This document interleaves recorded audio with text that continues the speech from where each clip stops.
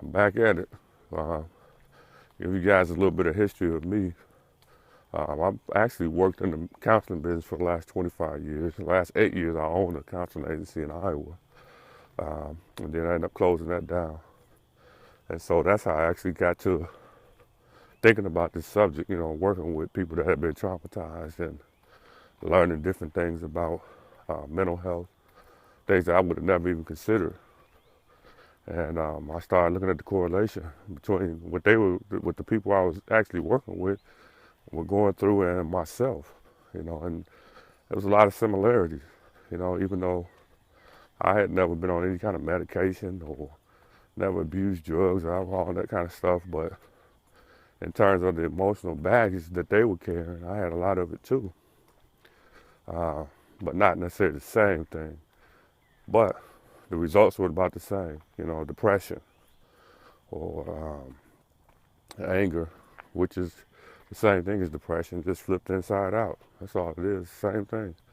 When people put on all this weight all of a sudden and they carry it around, the first thing I see is depression.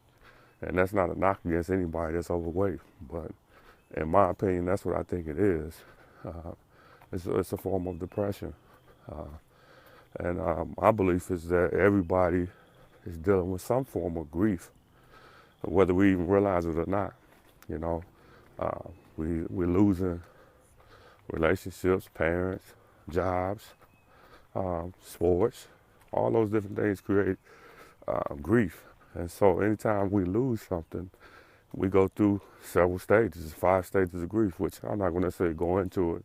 If you're interested in that, you can just look that up yourself and see what the stages of grief are.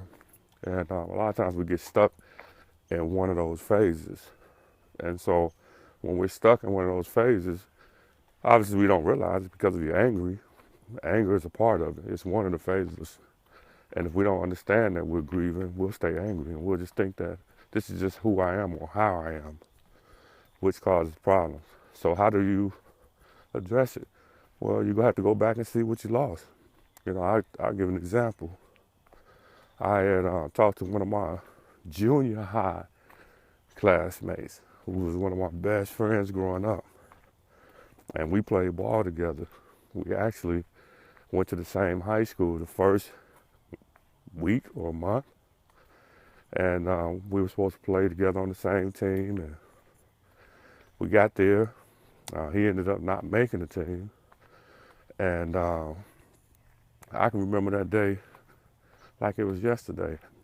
The look on his face when he was in shock that he didn't make it, because that's why we went there anyway. It took us an hour to get there at least. And when he got there, he didn't make it and I made it. I remember him walking out of the gym and I don't even remember him turning around. I couldn't even see his face. And he left. He ended up leaving the school and he went straight to the streets.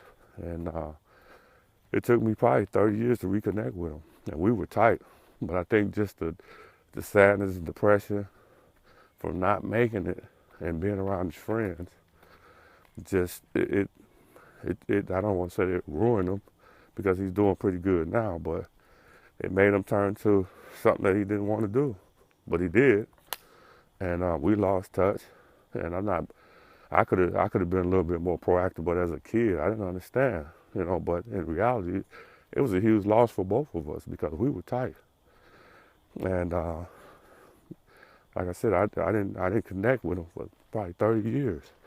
And we talked about it, and he said, man, he never even processed it.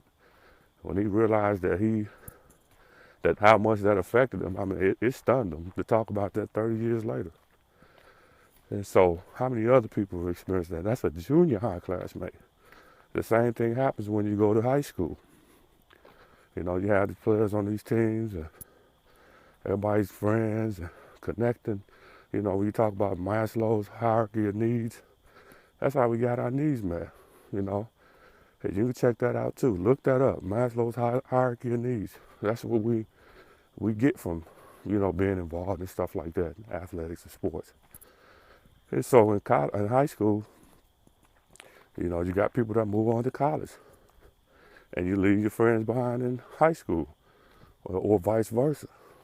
You know, the friends in high school have to end their little basketball career. And the same thing happens in college. So you keep making these transitions. As we keep making these transitions, we're losing something. We're losing a lot.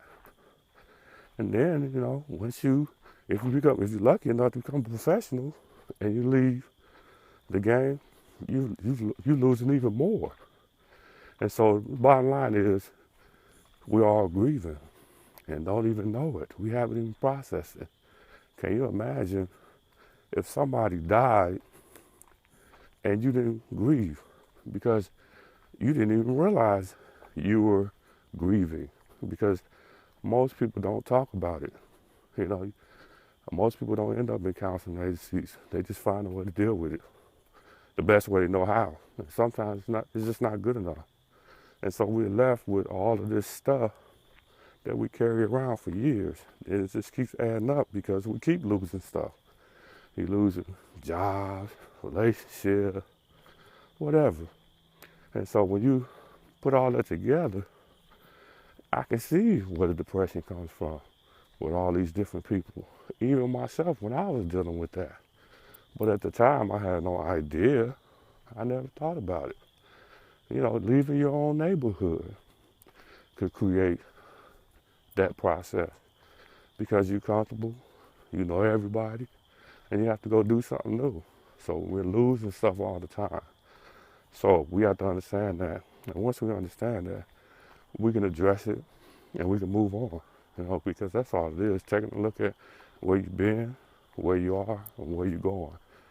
So I'm going to continue to bring these messages to people, you know, because I think it's valuable, or I know it's valuable, because I've been talking to people for years, and people, when I start talking to them about it, they want more. And so I figured this is a good way to do it, talking, and putting some videos up, creating a book. Eventually I have a curriculum together, you know, because I think this needs to be a part of sports psychology, you know, from a different perspective, a different point of view. And I think people will get it. I know they will get it because like I said, I've been talking to people for years, and the time is now.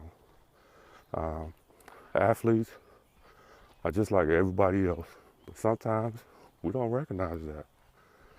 For whatever reason, we've been in a bubble, and so we're gonna get out of that bubble.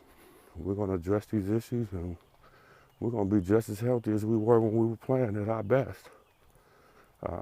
So I'll continue to share these messages, and I'll be in touch.